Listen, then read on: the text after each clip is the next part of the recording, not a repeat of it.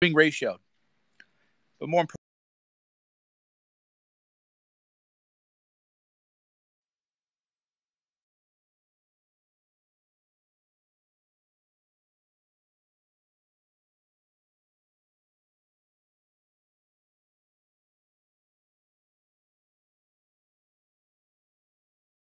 enough to say that you don't care. It's just like paradox, right? Yes, I know you hear. All right. So looking bad for the old Donaldo, Big T, looking bad for him. I've been seeing more data. I've been seeing the more data, and the elderly votes. So let's go back. I just tweeted something. It's from the Washington Post, so discount it as you will, but it's consistent with what I've seen and heard. And you have to remember, there's a right answer to this. Who won the election for Donald Trump in 2016? Right? What group? What group of voters tipped the electoral scales for Donald Trump in 2016? It was the two-time Obama voters, right? Jack Murphy wrote a book, From Democrat to Deplorable. If you're just going to say you're wrong, I'm going to block you because I don't care. You're an idiot. I don't care. Pay attention or leave. I don't care. It was the 8 to 11 million, depending on how you count it, two-time Obama voters who went to Trump. It was the populist movement that got Trump into office. So what did Trump do when he took office? Donor class shit, right? Trump got elected on the populist wave, the two-time Obama voters who voted for Trump. Lifelong Democrats voted for Trump. My family, my uncle, lifelong Democrat. My family's lifelong Democrat, right? Lifelong Democrats, except for my dad. And Trump got all those voters. Then he took office. He did a trade war with China that I supported, but he didn't get relief to farmers soon enough. So a lot of farms failed.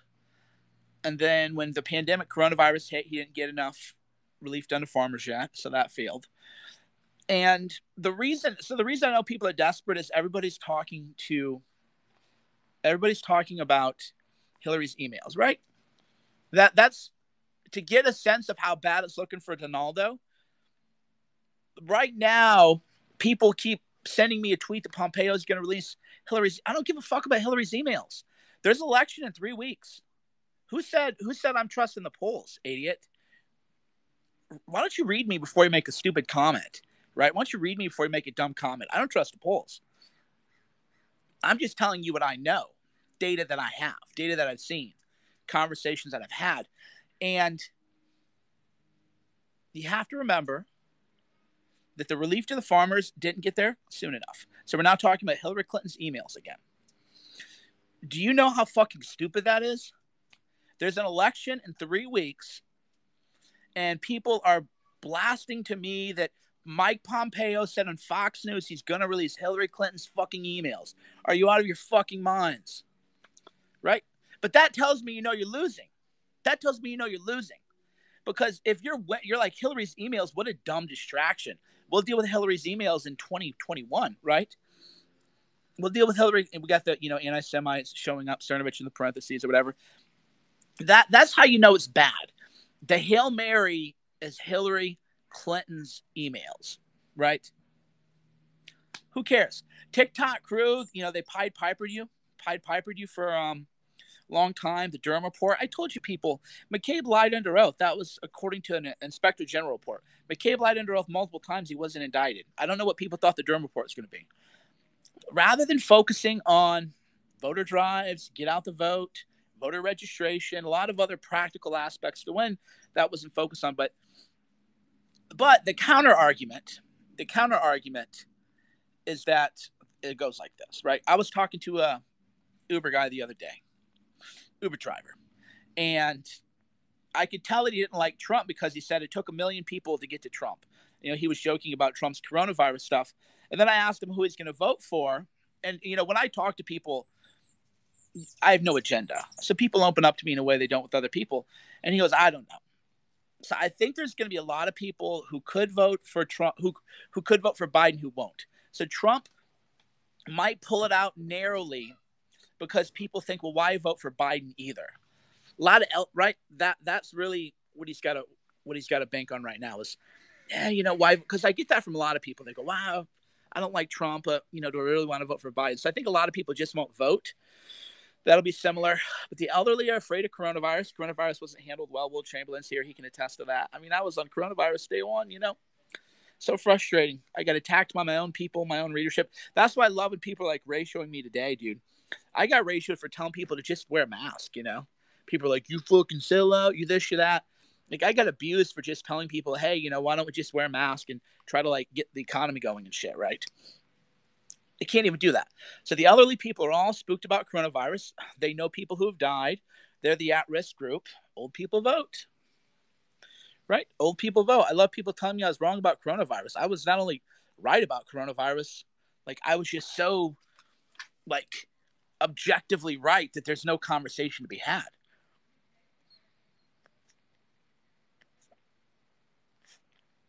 Right? That's what blows me away. It was just, I was so right about coronavirus. If it had been handled earlier, this shit would have been over in April, maybe in May. Not over, but the economy and the secondary effects have been mitigated significantly. Because what did I say early on? I said Meals on Wheels for old people, because old people and obese people are the ones at risk. That's where the death rate's coming. The media always wants to say, 29-year-old this. They find some like stray anecdote. I said Meals on Wheels for the elderly, right? Just bring old people food, bring them their medication, and let's Uber to do it, right? There's just a lot of things that I said. I said, this isn't money morning quarterbacking. I was like saying, this is what we got to do. And then let the healthy people take risk. Let healthy people take calculated risk and do something to keep the elderly safe and protected. Cuomo killed the old people in nursing homes, but that got blamed on Trump too, because Trump's people weren't on message. They should have been screaming bloody murder about Hillary's emails. They should have been doing a report on Cuomo sending people the elderly, because those bodies got put on Trump unfairly. That's what kind of blows me away is people are still hung up on the idea that has Trump been treated unfairly? Sure. My friend Amanda Milius is releasing a film, The Plot Against the President, an amazing film that I promoted heavily. I'm aggressively promoting it for free, by the way. I'm not getting paid. And Trump was treated unfairly. There was a coup against Trump. All this is true, but none of that really matters. At the end of the day, saying the referees were rigged doesn't change the outcome of an election. So what can happen? What can turn it around, I guess, is the issue. Just so many dumb people here. I got to just block some people. So many stupid people here. God. And yeah, so the nursing homes, that was done by Cuomo, but it got blamed on Trump. They weren't proactive enough. So, the question is, of course, always people are like, well, how can he turn it around and everything like that? And, something big, anything could possibly happen. Why block? I'm going to block you for asking me why I'm blocked, because I read comments. Here's what people have to understand. I read my comments, and if your comments don't edify me and inform me and educate me, then I'm just going to block you because I read them. It's a thing of respect. Like my friend Lionel can tell you, we've met in real life in Chicago 2015. I'm a very respectful person, and I want to know what people have to say. But if you're just insulting me, then I don't really see how that's edifying. You're not edifying the readers. You're not edifying me. That's just the reality. So the question is, can Trump turn it around? The thing about being in the game is anything can happen. Biden could collapse, right? That's why Biden is doing what he should be doing. He won't say he's going to pack the court or not pack the court. Why? Just don't create any headlines. Don't create any headlines. Lay low, and then hope that nothing bad happens. Big tech, they're now censoring tweets now. Twitter just said that they're going to prevent tweets from going viral. I wonder which way that's going to go, right? So Twitter is making it now so pro-Trump, they won't say it's pro-Trump, but they're making they're going to make it so tweets don't go viral anymore. They're pulling all the stops because it's going to be a barn burner still, right? Anything could happen. It's going to be a barn burner still. Going to be a barn burner still. Yeah, so all the tech companies, you got to realize, all the tech companies, they have the internal data they see what's going to happen, and they know it's going to be close, right? Trump might win Pennsylvania. Under some models, if Trump wins Pennsylvania and Florida, he wins the election. So there's still moves you can be made, but every day that goes by where nothing happens is a day that Biden wins that vote count, right? There's been a record number of early votes. I've seen something like 10 times the amount of early votes this year as last year, right? So early voting is going wild. The question, of course, is who do you think is doing early voting, Democrats or Republicans? So there's a lot of data that we're seeing that we don't really know what it means yet. So we know that early voting is massive, but we also know that Democrats went from vote early to you got to vote in person now, because I don't think that early voting for Democrats favored them as much as they thought it would, right? Early voting, they thought for sure would favor Democrats, but the Democrats went from early voting, mail-in voting, to now saying, well, you should go in and vote too, right? It isn't going as well for Democrats as you would think. There's a record number of new Republican voters. There's a record number of new gun owners. So there's a lot of data pro-Trump too. So if you're looking at the data the way I do objectively, right?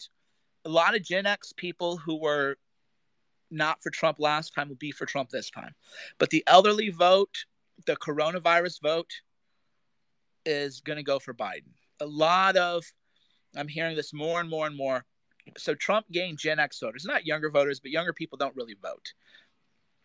The elderly vote, though, that's brutal. And Trump at that debate, the debate was bad, people. The debate was really bad. And you can blame the moderators. You can blame a lot of people. You can point a lot of fingers. But the debate went really bad for Trump, especially with the elderly. And the elderly people actually vote. Now, a lot of people go, well, black vote, how many votes does that move in electorally close states, right?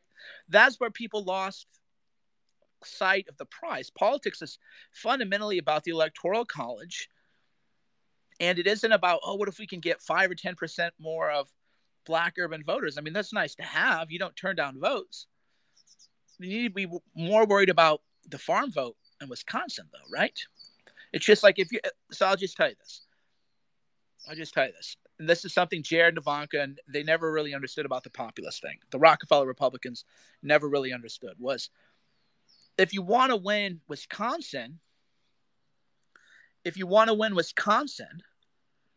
then you focus on farmers, right? You focus on the populist movement.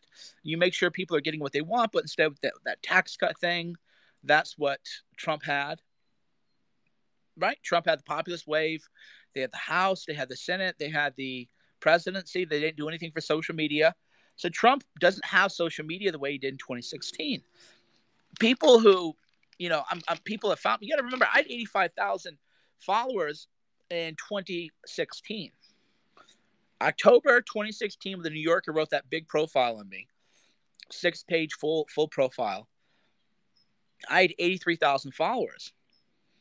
Twitter in 2016 was more effective for Trump than Twitter in 2020, even with people with all these followers now. I have 700,000 followers. 700. I lose track now, right? In my mind, I forget that I have 700,000 until people are like, you have 700,000 followers. It doesn't feel that way because there's so much shadow banning and suppression, right? I at 83,000 followers in 2016. Twitter was more on fire than it is with 700,000. If you could say, hey, Twitter can be like it was in 2016, and you'll have 1/10 of followers, I would say in a second, right? In a second, I would take that deal. Are you kidding me? Not even a close call. So, whoopty shit. I have, 700 some thousand. Whoopty shit. Right? Whoopty shit. Who cares? 50,000 followers, 60,000 followers, 80,000 followers. When you're actually able to have fun, different conversation, so to speak. Yeah, it was neutered. It was neutered for sure. And then the botnets being run by Democrats. I mean, I know Twitter well, and you'll see things. I'm like, how does that have 100,000 likes already? Joe Biden tweeted out something about a fly, and it had like 100,000 likes within 10 minutes. Get out of here, right? I know what real engagement looks like. And but that's being allowed. It's just completely, it's now the game is that in 2016 everybody had fair access, right, to go viral. In 2016, if you're a Trump supporter, you could go viral just as equally as a Hillary Clinton person could. 2020, that's not true. In 2020, if you're a Trump supporter, how often do Trump supporters go viral, right? Almost never. The most dumb, moronic, not even interesting, banal, basic bitch tweets from the resistance go viral in like 30 seconds. That was clearly changed. So it's clearly changed where if you're a Trump supporter, your stuff's not going to go viral. And I say that as somebody who does well on Twitter, right? So I'm just telling you that I'm doing fine. I'm not, oh, Mike's crying. You know, I have more reach than ever, objectively. But stuff just doesn't go viral. Stuff doesn't trend. When's the last time something pro-Trump trended? Pro-Trump stuff would trend in 2016 almost every day. So social media made sure that the message couldn't get out. The narrative was all Russia, Russia, Russia, all a hoax now. You know, obviously all a hoax. And doesn't matter though. The message got out. Coronavirus is handled badly. Biden just kind of laying low. You got to remember, 2016 was never supposed to happen, right? 2016 was never supposed to happen. There is the shy Trump voter is real. There's a lot of things that are real. That's why I'm not saying it's going to be a blowout landslide for Biden at all. I definitely don't think it's going to be a blowout landslide for Biden at all. It's a close race. That's why Democrats are pulling all the stops. But as of right now, as of today, the TikTok stuff hurts. Oh yeah. The whole idea that TikTok, boom, indictments, all that stuff, that was the greatest psyop against Trump in electoral history. The TikToking, the Pied Piper strategy, the Sean Hannity, oh, bombshell this, bombshell that. Sean Hannity suppressed more Trump votes than any Democrat.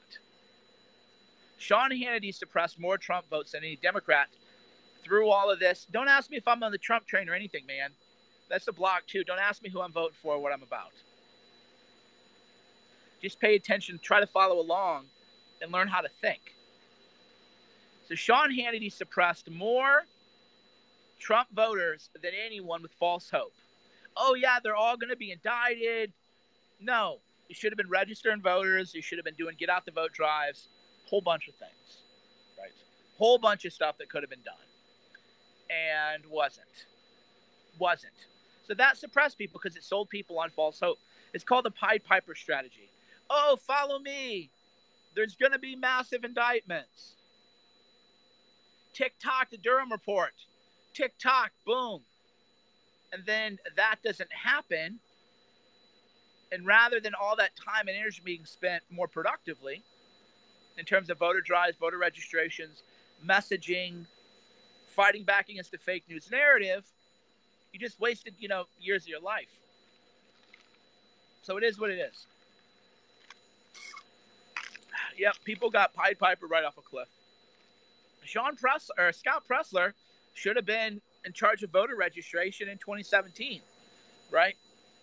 All this stuff didn't happen. Scott Presler did more than Sean Hannity, and that's not even close, but he was largely shut out from drinking a cold brew, iced coffee or something like that, cold brew. Right? That's just the way it is. So people say positive, negative.